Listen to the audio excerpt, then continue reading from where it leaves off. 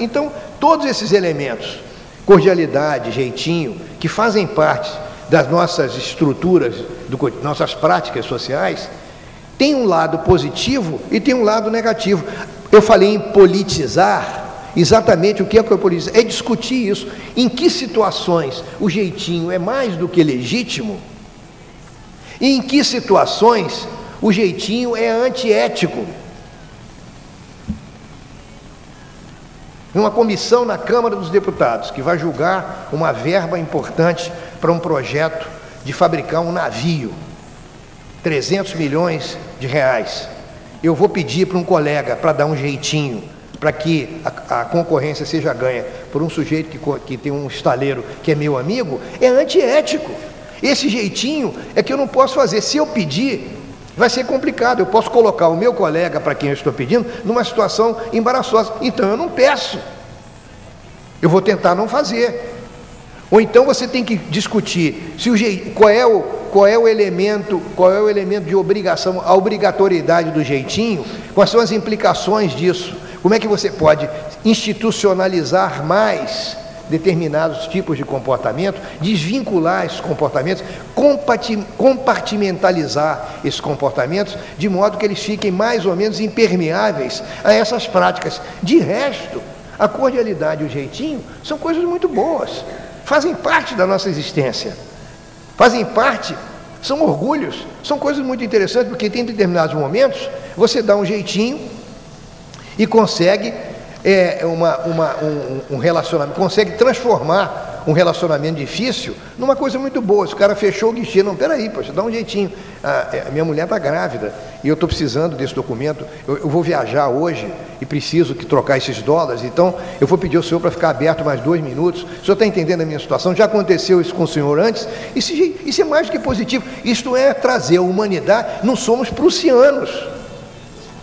Não somos agentes do Serviço de Imigração americana, que olha para a tua cara, teu visto está errado, não discute mais. Aconteceu isso comigo. Nós não somos assim, nós somos maleáveis, nós vamos ler o rosto da pessoa. Isto é importante. Em algumas áreas é decisivo. Na área da medicina e da medicina social é decisivo. O problema é que na área da medicina social, em geral nos postos de saúde, não tem jeitinho. Deveria ter mais jeitinho. Como é que faz? Treinamento, discussão e treinamento. Chamar as pessoas que estão discutindo isso, que entendem disso, para treinar funcionário. Fazer um programa. Tem que fazer, evidentemente, tem que partir de uma pesquisa. Tem que saber como é que as pessoas pensam. Quem pensa desse jeito, quem pensa do outro. E treinar os funcionários. Os funcionários têm que ter consciência de que eles estão trabalhando para a sociedade. E não para um posto de saúde. E não para o banco, que é o Banco do Estado. Eles estão trabalhando para todo. Ele é um membro da sociedade. O problema do fracasso desse estatismo é que no Estado, meus queridos, nós colocamos os nossos irmãos. Não são marcianos que vão governar o Brasil. São os nossos irmãos, os nossos pais, os nossos filhos, os nossos primos, que pensam exatamente como nós. Eles podem falar ideologicamente, mas a ideologia não consegue, entendeu? Não consegue blindar os corações, com exceção, é claro, do ministro da Justiça. Eu faço a deferência, o ministro Tomás Bastos. Esse eu faço, que está totalmente blindado naquele depoimento dele. Só que, por dever de amizade, arranjou um advogado para o colega de ministério, no mesmo depoimento. E quem assistiu não falou nada, porque todos os deputados e senadores que estavam assistindo funcionam do mesmo jeito. Por quê que não perceberam? Porque não tiveram consciência do problema. É um negócio incrível, é o ovo de Colombo, porque não tiveram consciência, não discutiram. Então tem que treinar o funcionário. Olha, você é um funcionário do Ministério da Saúde e a sua função não é ficar no balcão criando dificuldade. Amanhã é a sua vez de estar do outro lado. Amanhã você vai atender o seu filho. Essas aproximações com a família é que vão dar para o sujeito a consciência de que ele tem que começar a tratar bem todo mundo. Eu tenho um slogan, que se a gente botasse do trânsito, essa campanha de trânsito, melhorava o trânsito aqui em Vitória 100%. Né? Trate o sujeito do lado como se fosse seu filho, pensa nele como um irmão. O cara que está do lado não é teu inimigo, ele é teu irmão. Ele é um cidadão. Cidadania significa também igualdade. É um conceito que foi sequestrado pela ideia de luta de classe, cidadania. Nós só pensamos em cidadania como direitos, como conflito. Cidadania é lembra da Revolução Francesa? Igualdade. Não tem fraternidade no meio? É solidariedade. Solidariedade é o quê? Nós todos somos companheiros, nós todos somos ligados contra a agressividade, contra a barbárie, contra os atos de má educação, não é? Contra a impaciência que leva eventualmente ao acidente, contra o mau professor primário, o mau professor universitário, contra a desonestidade dos agentes que devem nos gerenciar. Isso independe de posições políticas. Isso é a base. Agora, é assim que a gente aprende na escola primária?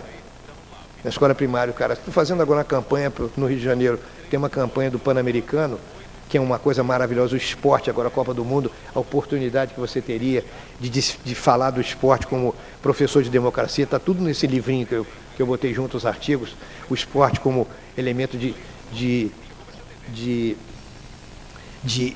igualdade, de democracia. Então, nós estamos perdendo uma oportunidade enorme de campanhas nacionais para isso, porque isso passa, e porque é concreto, isso tem a ver com emoção, isso tem a ver com coisas vivas, e é assim que a gente aprende as grandes lições. Agora, pensar que liberalismo é só o sistema financeiro e é só lucro de banco, realmente é uma distorção do liberalismo, que eu também disse, muito grande, porque liberalismo é muito mais do que isso. Liberalismo é solidariedade, liberalismo é você ver o outro como você, o outro é igual a mim. Ele é diferente, mas ele é igual, ele não é nem superior nem inferior. Ele é uma alternativa ao meu comportamento. Mas ele não é inferior a mim. Então isso tem que ser ensinado, tem que ser difundido, tem que ser... E trabalhar com essa ideia de um homem comum, de um cidadão comum, que é o cidadão mediano da sociedade. Em vez de trabalhar com a dicotomia clássica medieval e aristocrática de que o Brasil tem ricos e pobres. Tem ricos e pobres também, mas... trabalhar a democracia, tem que trabalhar com a ideia do homem comum.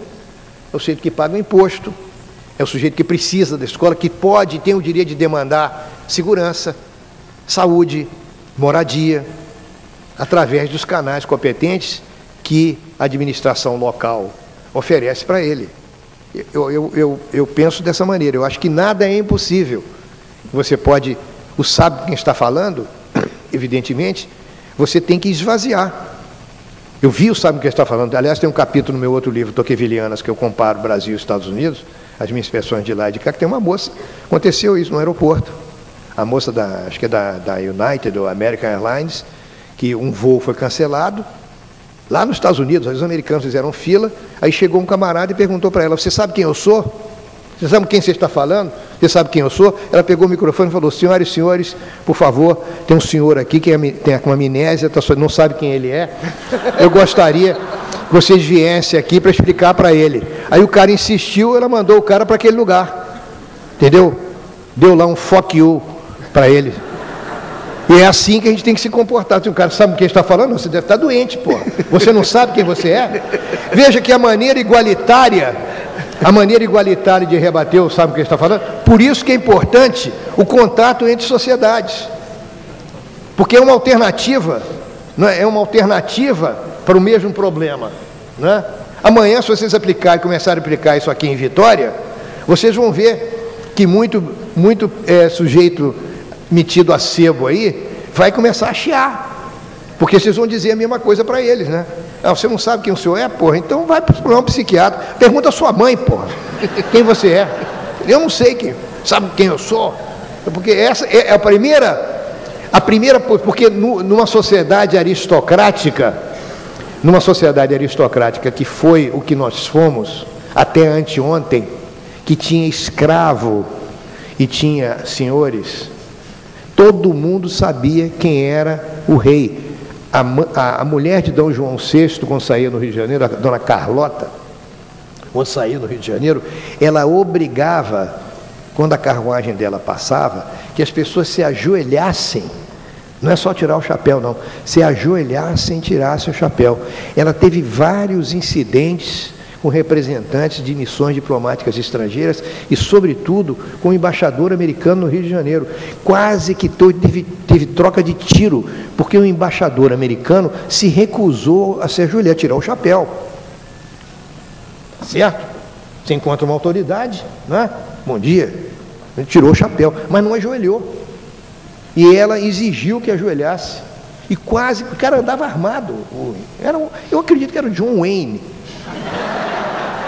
Um pistoleiro de Abilene. Entendeu? O cara era um pistoleiro.